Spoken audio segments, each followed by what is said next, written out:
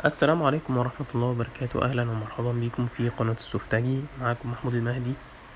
النهاردة هنتكلم عن ريبير بوت لجهاز A10S A107F. تمام، دي طبعا صورة التست بتاعه زي ما احنا شايفين. هما 6 نقط بس احنا هنستخدم 4 بس. تقدر تستخدم الداتا والسي ام دي والسي ال كي والجي ام دي. الفي سي سي والفي سي سي كيو هناخد مكانهم الكابل اليو اس بي. هنوصل كابل اليو اس بي بدل الفي سي سي والفي سي سي كيو. احنا بدأنا زي ما انتم شايفين كده، عملنا وصلات تيست بوينت. تمام، وهنبدأ ان احنا نركب البوردة في الشاشة. نركب البوردة تاني في الشاشة طبعا بحذر عشان ايه مفيش حاجة من السلوك دي تتقطع تاني. هبدأ ان انا اركب البوردة في الشاشة وهوصل السوكت بتاع سوكت الشحن، الفلاتة بتاعت سوكت الشحن والفلاتة بتاعت الشاشة لو انا عايز، يعني عشان بعد ما نخلص نبقى نجرب. بس طبعا مش هركب البطارية، هركب فلاتة الشاشة وبعد كده هركب فلاتة السوكت بتاع الشحن زي ما انتم شايفين كده.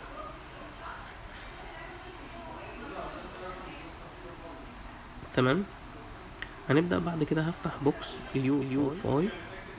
ماشي، انا طبعا دلوقتي لو الجهاز انا وصلت يو اس بي هلاقي ان الجهاز بيقرا معايا على الكمبيوتر تعريف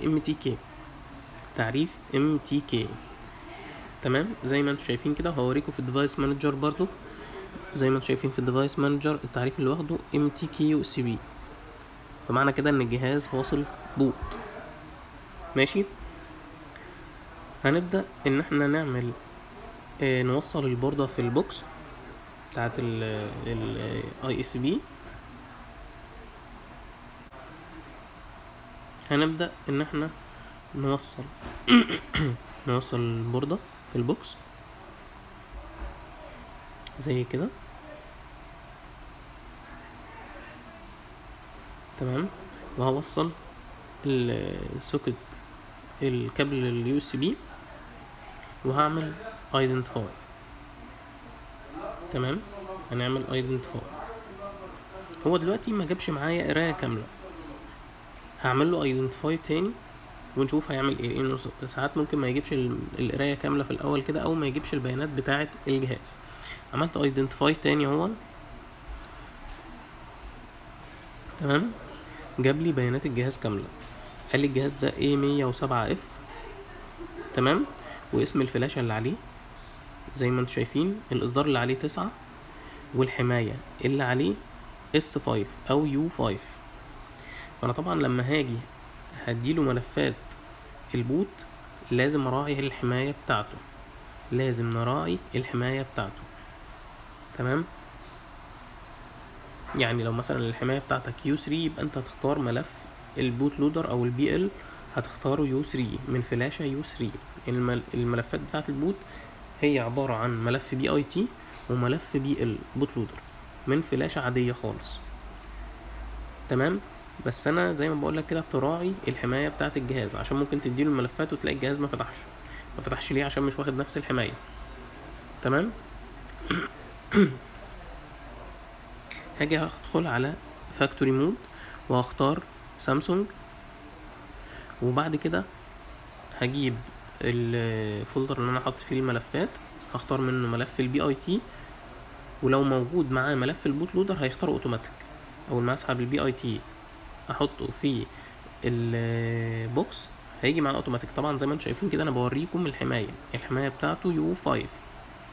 هسحب الملف احطه في البي اي تي هيختار معاه ملف البوت لودر. هبدا اعمل رايت للملفات، هيبدا يكتب معايا الملفات.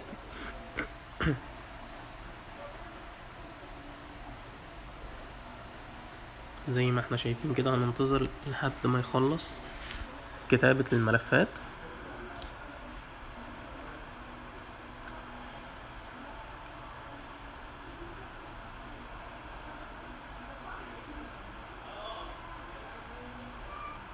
هو خلص كده معايا كتاب للملفات اهون. وطبعا لسه قاري ام تي كي عشان لسه البوردة بتاعه الاي اس بي لسه راكبه فيه.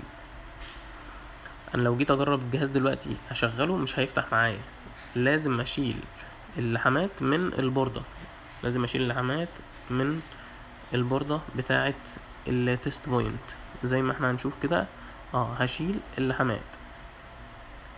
طبعا انا موصل 4 نقط بس، الداتا والسي ام دي والسي ال كي والجي ان دي والفي سي سي والفي سي سي كيو معوضهم باليو اس بي. تمام. هبدأ ان انا اقفل الجهاز كويس عشان زرار الباور يبقى التلامس بتاعه مظبوط، وهركب البطارية. تمام.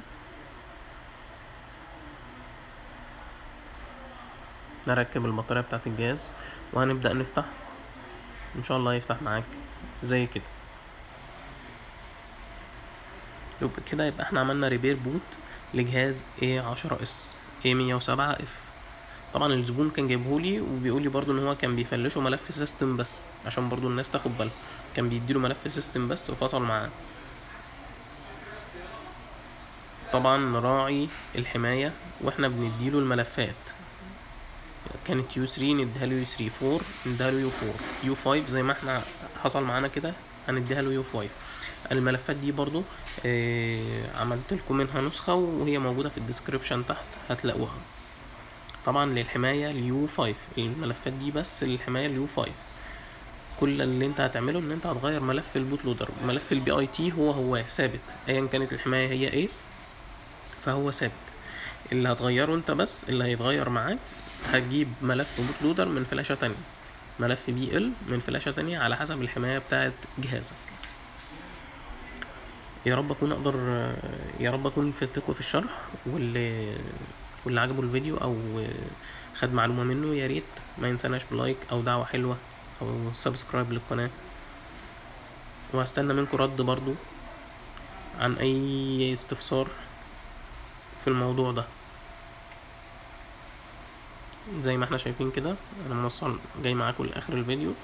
طبعا الجهاز هيفتح، لو عليه جيميل ممكن تقدر تفكه بقى بالشريحة او اي طريقة تانية انت حابب تعملها.